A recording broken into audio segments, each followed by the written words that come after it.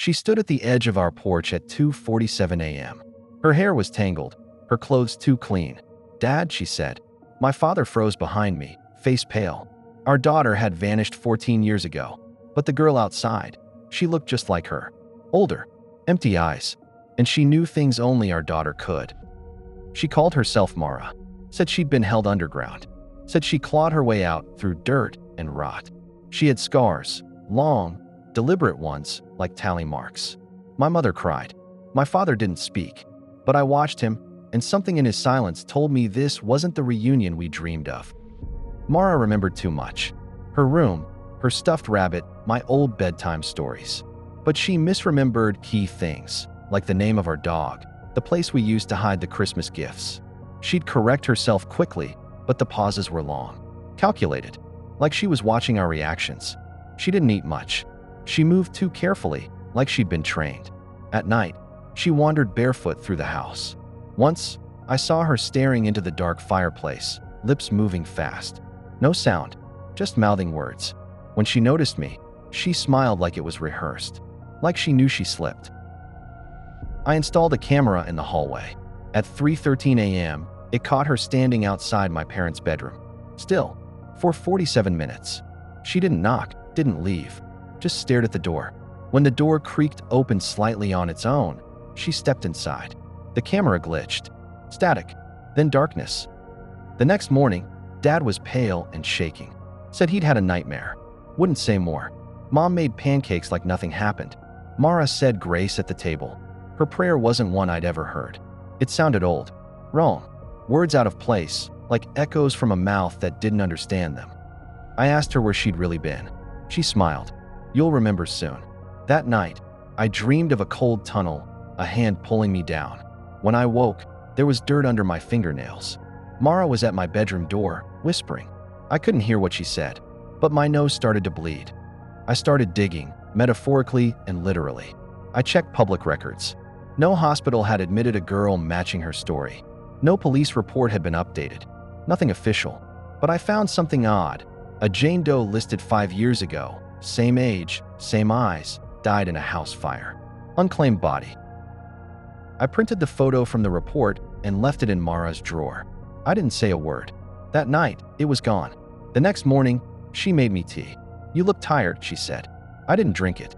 I watched her sip from her own cup, except the liquid never moved. She was miming, pretending. My dog wouldn't go near her. He'd whimper when she entered a room, tail tucked. One night, I found him barking at the basement door, teeth bared. It was locked from the inside. No one ever used it. I knocked. No answer. But from behind the wood, I heard Mara's voice, whispering my name again. I asked Mom what she truly believed. Her hands trembled. "I wanted to be her," she said. "But she's not. I know she's not." Then she told me something else. The night Mara arrived, there were 3 sets of footprints in the snow, the ones leading to our door, but none led away. I confronted Mara. "Who are you?" I asked. Her smile dropped for the first time. "You still don't get it," she said. "I'm not here for you." I tried to press further, but she turned her back. The air in the room felt wrong, like the static before lightning. Then the lights flickered and died. That night, the power didn't come back. We lit candles. Mara sat in the corner, humming a song none of us recognized. Dad kept rubbing his temples. At one point, he whispered, "She came before." I asked what he meant. "Different name," he said. "Different face. Same eyes." He wouldn't explain. I woke up to screams.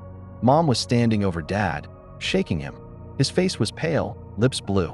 No pulse. The door was wide open. Mara was gone.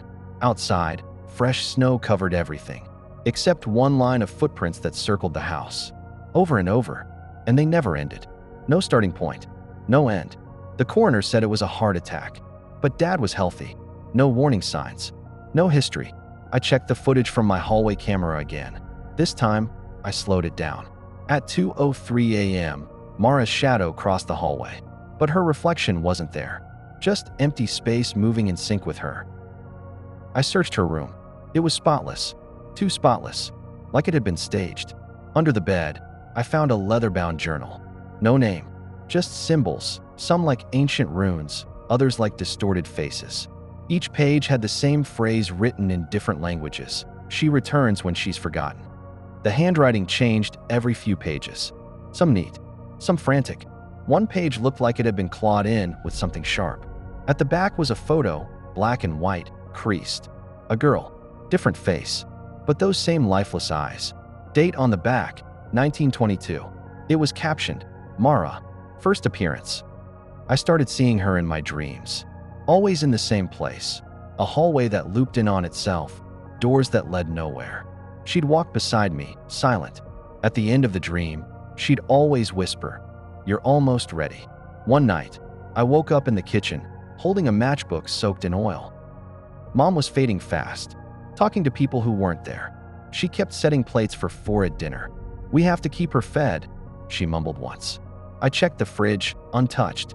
Then I saw the cellar door again. Open. At the top of the stairs, drag marks. Faint, like something heavy was pulled down. I followed them. The cellar was damp, stone-lined. At the far wall, I found something buried under old crates, bones. Small ones, not animals, curled like they'd been trying to hide. I backed away and saw it. Scrawled in soot on the bricks, "Feed her memory or she'll feed on yours." When I came back up, Mom was gone. No note, no sign of struggle, just her coat hanging on the hook by the door. And Mara was back, sitting at the table, drinking tea. She smiled without teeth. She remembered too much, she said. So I helped her forget. I ran, drove 6 hours to my uncle's cabin in the mountains. No phone service, no neighbors, just trees and wind. I thought I was safe. I locked every door, checked every window. That night, I found her standing outside. No car, no footprints in the snow, just Mara smiling through the glass. I didn't let her in, but the next morning, she was gone, and the front door was wide open. On the table sat a cup of tea, still warm. I never heard anything during the night. I checked the security cam I'd installed. At 3:07 a.m., there was static, then nothing. For minutes missing. Blank footage. I started marking my arm with a pen, 1 line per day, to track myself. By day 3, there were 12 lines. I don't remember making them. I don't remember sleeping. My reflection would lag behind my movements in mirrors. Once, I saw her in my reflection instead of me, just a flash. But I knew. Books began showing up in the cabin. I hadn't brought them. One was a child's diary from 1974. The last entry read, "She promised to give me my sister back if I gave her my voice." The rest of the pages were blank, but if I held them up to the firelight, words shimmered faintly. Please, warnings. One night, the door knocked 4 times. No more. I didn't answer. The next morning, my tongue felt swollen, like I'd bitten it in my sleep. I checked the mirror. There was a stitch at the tip, black thread tight. And next to the sink, a sewing needle I didn't own. Rusted. Used. I dug a pit outside, filled it with salt and burned everything connected to her. Photos, diary, clothes. The smoke turned green. Birds stopped singing. That night, she came to the window again. But this time, her face was wrong. Not just older. Hollow. She looked like everyone she'd ever stolen. I screamed at her to leave. She smiled, pressed her palm to the glass. It cracked, not shattered, just veins spreading. "You burn memories," she said. "But I live in forgetting." Then she walked away, disappearing into the trees. The cracks on the glass never faded. They just kept growing. I tried to leave the cabin. The car wouldn't start. No signal. I hiked down the trail toward the nearest town, but the forest kept looping. After 3 hours, I ended up behind the cabin again. Same broken branch. Same crow watching me. Except now it had 3 eyes. All of them tracking my breath. Inside, the mirrors were covered. I hadn't done it. Sheets tacked up, tape over the edges. One mirror was missing completely, shattered, shards swept into a spiral on the floor. At the center, one long, black hair. Not mine. It twitched slightly when I got near, like something alive was hiding beneath. I tried burning the hair. It screamed. The fire hissed and turned to ice. Frost raced across the walls like veins. In the kitchen, the faucet ran red. Not blood, not exactly. It smelled like rust, like something ancient and wet. Mara's voice echoed behind me. "Now you've touched the root." Books fell from the shelves on their own. One flipped open, pages torn from age. It read, "She walks with memory. She feeds on self. Name her, and she wears you." My own name was scrawled beneath it, dozens of times, each written in slightly different handwriting. One of them looked exactly like mine. That night, I barricaded the cabin, piled furniture at the door, nailed windows shut. I lit candles and waited, knife in hand. At 3:12 a.m., I heard breathing from beneath the floorboards. Slow, wet, the wood pulsed. Then I heard her voice, clear and close. "Do you remember yet? Or should I help?" I screamed at her to leave. Silence. Then every candle blew out at once. Darkness swallowed the room. I crawled to the kitchen, heart hammering. A light flickered on, dim, unnatural. She stood by the fridge, wearing my clothes. Her face was almost mine now. "You're almost hollow," she whispered. I ran into the woods, barefoot, bleeding. She followed without sound. I turned once, just once, and saw her crawling. Not walking, crawling on all fours, back arched wrong, head twisting too far. Her mouth opened wider than it should, and from it came my voice. "Come back. Be whole." I reached an abandoned ranger station, dusty, half-rotted, but the radio still had power. I tried calling for help, voice shaking. Static. Then it clicked on. A girl's voice answered. "We're already here." I dropped the mic. The power died instantly. Outside, the sky had turned the color of ash. Inside a drawer, I found an old map. One spot was circled in red, labeled "Do Not Return." A note beneath it, smeared. "She took their faces. No one ever left whole." I traced the path. It led straight back to my family's home. Somehow, I knew that's where this had started, where it had to end. On the wall was a faded photo, for people smiling, faces blurred. But one face wasn't hers. Clear as glass. Same dead eyes. Same small scar above her brow. The photo was dated 1951. The cabin hadn't just been mine. It had been theirs. Over and over. Different families. Same visitor. Suddenly, my reflection blinked at me when I didn't. Just a second late. I threw the mirror to the ground, but the glass didn't break. It rippled. And in that ripple, I saw versions of me. Older, younger, missing eyes, mouth sewn shut. All of them whispering, "You let her in." I tried to run again, but the world outside was wrong. The trees bent inward, as if watching. Snow floated up instead of down. In the distance, a figure stood still, tall, thin, its face flickering between every person I've ever known. And at the center of its chest, Mara's crooked smile. I hid in a storage shed. Hours passed, or seconds. Time had fractured. I found an old recorder. I played the last tape. A man's voice. "If you find this, she's already chosen you. Don't speak your name. Don't let her feed.